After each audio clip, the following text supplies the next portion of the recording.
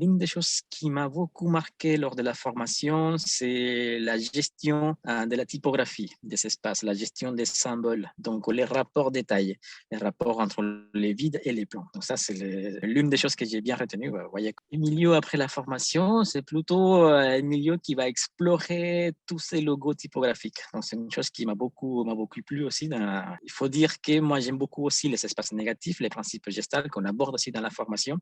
L'une des choses aussi que je n'ai pas souligné, et que j'ai beaucoup apprécié lors de la formation, c'est qu'il y a ces côtés pédagogiques.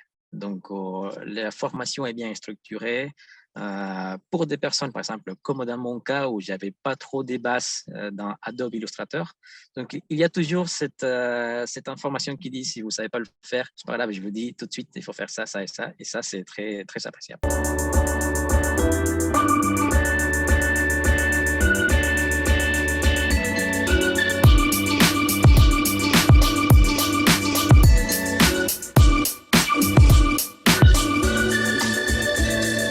Salut à toutes, salut à tous, bienvenue dans cette nouvelle étude de cas. Aujourd'hui, on va parler d'Emilio qui a suivi la formation Logo Maker Skills et qui va nous parler de son parcours, qui va nous parler de ses challenges, de ce qu'il a vécu dans la formation et qui va nous dire où est-ce qu'il en est maintenant, actuellement. Salut Emilio, je vais te laisser te présenter pour ceux qui ne te connaissent pas naturellement. Bonjour, Emilio Paruta. Donc, moi, j'ai rejoint la formation Logo Maker Skill il y a 5 semaines, donc via le CPF. Donc, c'est l'un des premiers, l'un des pionniers à essayer cette méthode. Et donc, pourquoi cette formation? Parce que je souhaitais créer justement une micro-entreprise de création de design. Et finalement, je me suis tourné vers la particularité, surtout la spécialité des créations de logos. Ok, Emilio. Emilio, tu as un accent? Où est-ce que tu viens? Quelle est ton origine? Je viens du Venezuela, donc à l'Amérique du Sud. Donc ça fait déjà plus de 10 ans que je suis ici en France. Ok, super. Bah, c'est cool parce que même en termes d'identité, c'est vrai qu'on en a déjà parlé, même dans les coachings, tu vas pouvoir faire transparaître cette identité-là aussi. Parce que très clairement, très souvent, les designers, même pour ceux qui nous regardent, quand on se lance, on cherche, mais quelle est l'identité, quel est le truc, mais chercher des trucs qui sont propres à vous, qui viennent de vous, qui est dans vos tripes, qui est dans votre sang. Et ça, c'est cool, en tout cas, d'avoir des personnes qui peuvent avoir cette marque-là dès le départ. On va parler de création de logo.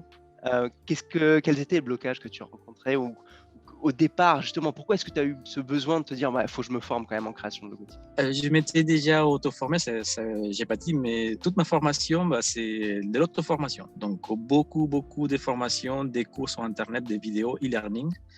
Et donc, j'en avais déjà fait pas mal de vidéos en formation logo.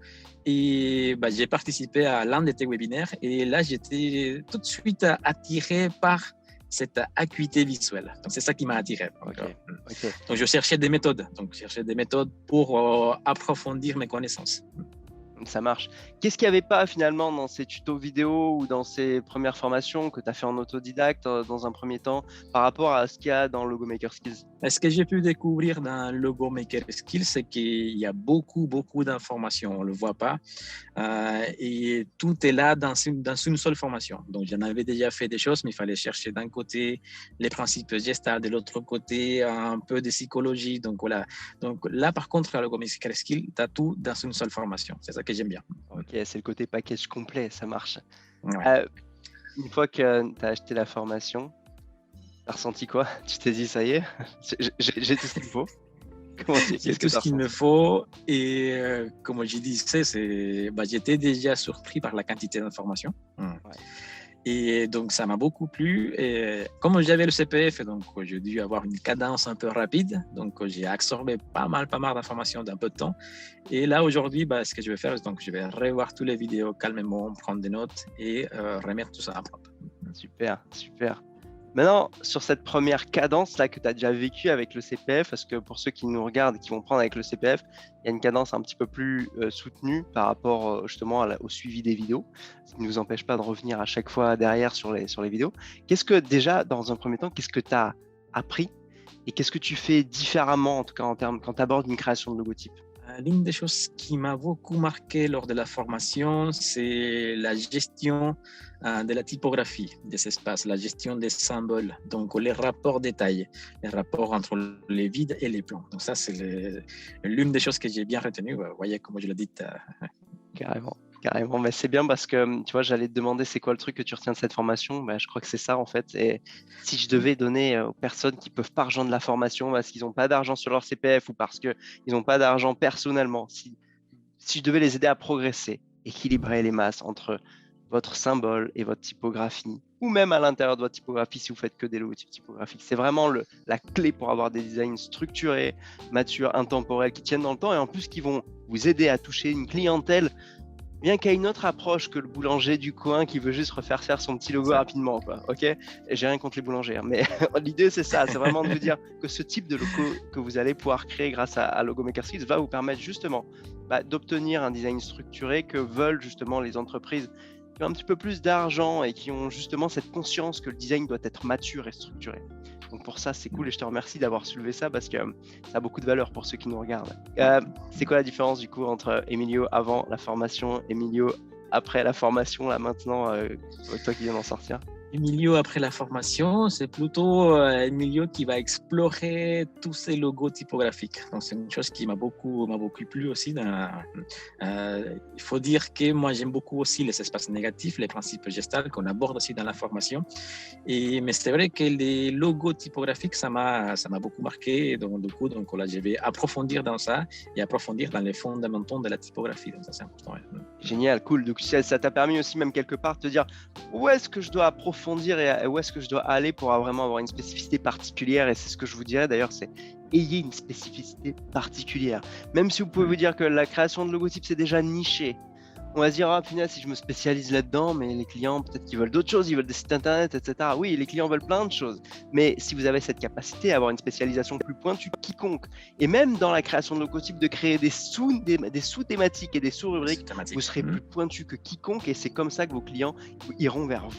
D'accord? Donc, c'est cool que tu dis ça parce que du coup, allez, tu sais où aller, quoi. Si tu sens que tu as cette envie de travailler sur les espaces négatifs et en même temps de travailler sur les logos typographiques, j'ai envie de dire feu, mets ton focus là-dessus et tu seras meilleur que quiconque puisque personne ne l'aura fait en fait. C'est juste ça qu'il faut faire. Merci. Ok.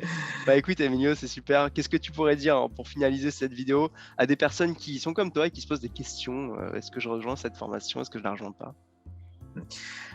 L'une des choses aussi que je n'ai pas souligné et que j'ai beaucoup apprécié lors de la formation, c'est qu'il y a ce côté pédagogique. Donc, la formation est bien structurée. Pour des personnes, par exemple, comme dans mon cas où je n'avais pas trop des bases dans Adobe Illustrator. Donc, il y a toujours cette information qui dit si vous ne savez pas le faire, c'est pas grave, je vous dis tout de suite, il faut faire ça, ça et ça. Et ça, c'est très, très appréciable. Cool.